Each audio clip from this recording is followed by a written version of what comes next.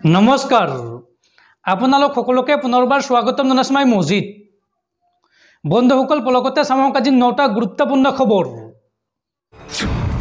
প্ৰথমটো খবৰ 2024 লোকসভা নিৰ্বাচনৰ পূৰ্বে কংগ্ৰেছৰ বৃহৎ ঘোষণা জানুৱাৰীৰ দ্বিতীয় সপ্তাহত উত্তৰ পূবৰ পৰা গুজৰাটলৈ আৰম্ভ হ'ব ৰাহুল গান্ধীৰ ভাৰত জোড়ো যাত্ৰা প্ৰথমটো খবৰ সাৱধান ভাৰত আহি পালে কৰোনাৰ নতুন ভেৰিয়েণ্ট JN.1 ভাৰতত ধৰা পৰিছে প্ৰথমজন ৰোগী আৰু ভাৰতৰ কেৰালাত ধৰা পৰিছে এগৰাকী মহিলাৰ দেহত এই কৰোনাৰ নতুন ভেৰিয়েণ্ট JN.1 কেৰালাত কোভিডৰ নতুন ভেৰিয়েণ্ট JN.1ৰ আতংক নতুন ভেৰিয়েণ্ট JN.1ত আক্ৰান্ত হৈছে ভাৰতৰ প্ৰথমগৰাকী লোক কেৰালাৰ 79 বছৰীয়া এগৰাকী বৃদ্ধাৰ দেহত ধৰা পৰিছে কৰোনাৰ নতুন ভেৰিয়েণ্ট JN.1 আৰু কোভিডৰ পৰা সুস্থ হৈও মহিলাগৰাকীৰ দেহত জ্বৰৰ লক্ষণ দেখা গৈছিল ভাৰতত নতুন ভেৰিয়েণ্ট JN.1ৰ উপস্থিতিৰ পাছতেই সষ্টম হৈ পৰিছে দেশৰ স্বাস্থ্য বিভাগ অৱশ্য JN.1 ভেৰিয়েণ্টৰ পৰা আপোনাক সুৰক্ষা দিব কোভিড ভেকচিনে উল্লেখযোগ্য যে ইয়াৰ পূৰ্বেও সিংগাপুৰত এগৰাকী ভাৰতীয় যাত্ৰীৰ দেহত পোৱা গৈছিল কৰোনাৰ নতুন ভেৰিয়েণ্ট JN.1 আৰু কোভিডৰ নতুন ভেৰিয়েণ্টক লৈ এতিয়াও বিশেষজ্ঞ চিকিৎসকসকলে চলাই আছে পৰীক্ষা পৰৱৰ্তী খবৰ হিমন্ত বিশ্ব শৰ্মা চৰকাৰৰ ৰাজভঁৰাল উদং ৰাজ্য চলাবলৈ ধন নাই হিমন্ত বিশ্ব শৰ্মা চৰকাৰৰ যাৰ বাবে প্ৰতি মাহতে ঋণৰ ওপৰত ঋণ লৈছে অসম চৰকাৰে আৰু এইবাৰ 19 ডিসেম্বৰত পুনৰ 500 কোটি টকাৰ ঋণ ল'ব হিমন্ত বিশ্ব শৰ্মাৰ চৰকাৰে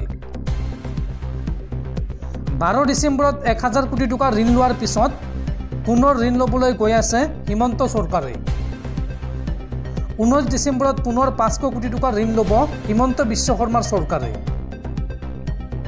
এইবাৰ বণ্ড বন্ধকত দি 500 কোটি টকাৰ ঋণ ল'ব হিমন্ত চৰকাৰে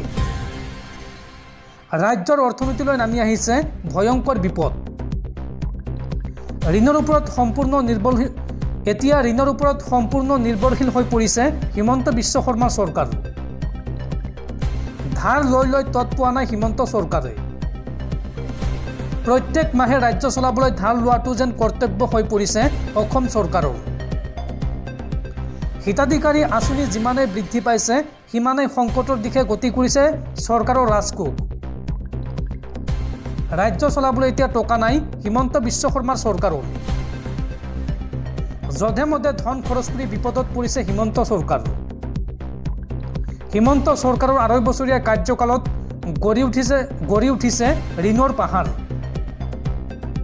2.5 বছৰতে হিমন্ত চৰকাৰে ল'লে 51,000 কোটি টকাৰ ঋণ আৰু পুনৰ 500 কোটি টকাৰ ঋণ লোৱাত ৰাজ্য চৰকাৰৰ ঋণৰ পৰিমাণ হলগৈ প্ৰায় 1,54,000 কোটি টকা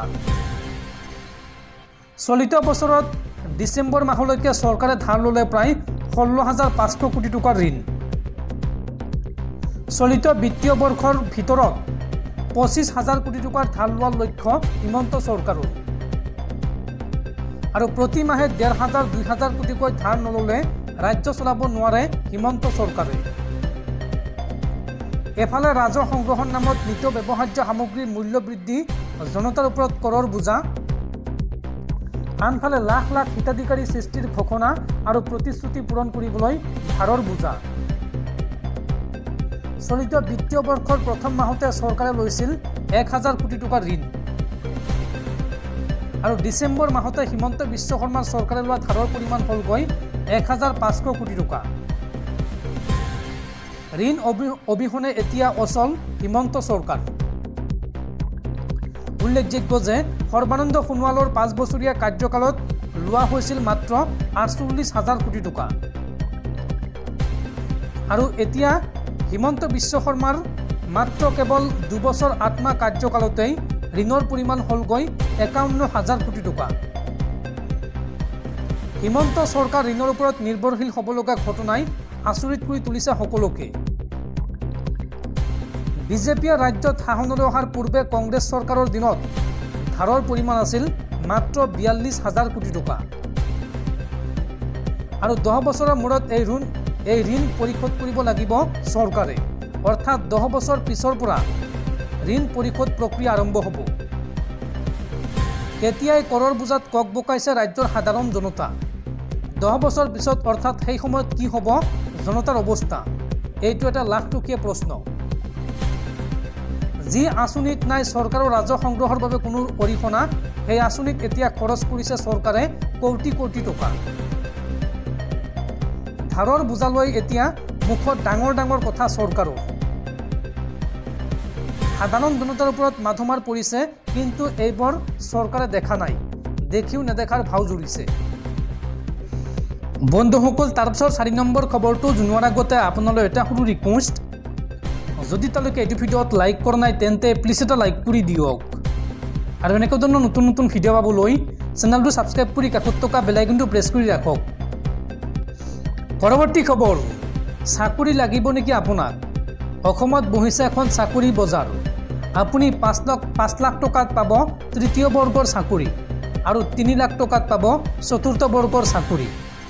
হয়, আপুনি ঠিকে শুনিছে, চাকৰিৰ দৰদাম কৰা এগৰাকী বিজেপি নেতাৰ অডিঅ' এইবাৰ ভাইৰেল হৈ পৰিছে ছ'চিয়েল মিডিয়াত।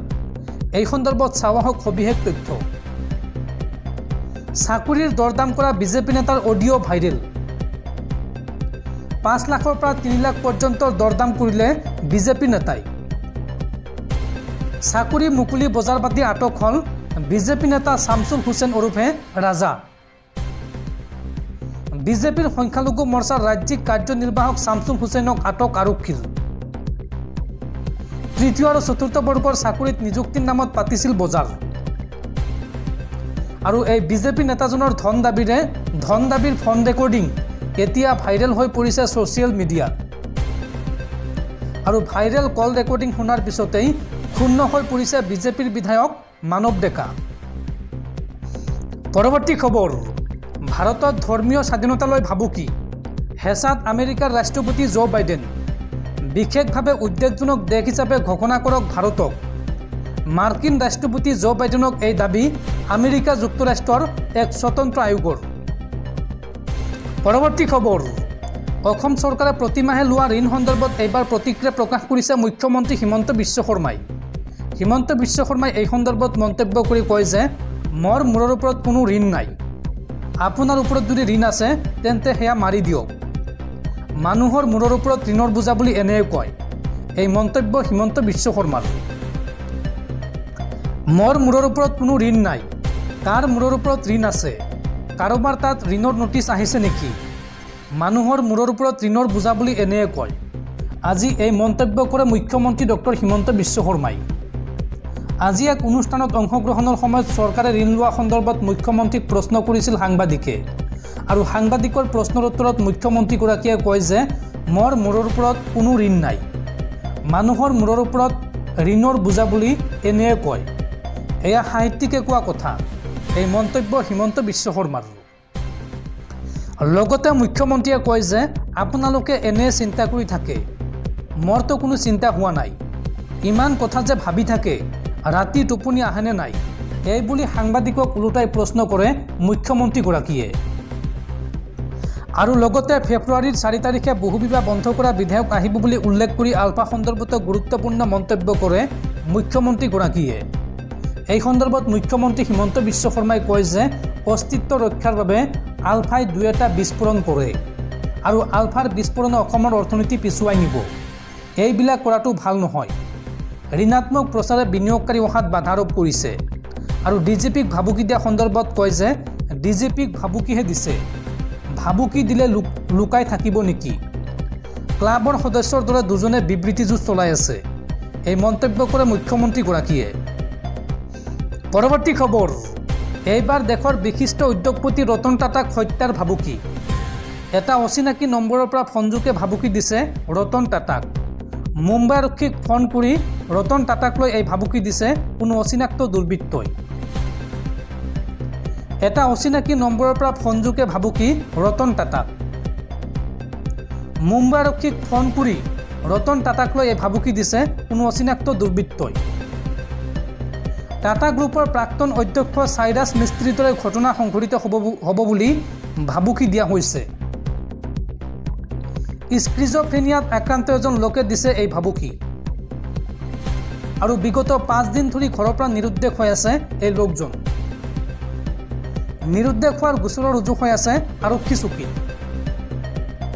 ইতিমধ্যে আৰক্ষীয়ে কৰ্ণাটকত বিচাৰি উলিয়াইছে এই ব্যক্তিজনৰ সন্ধান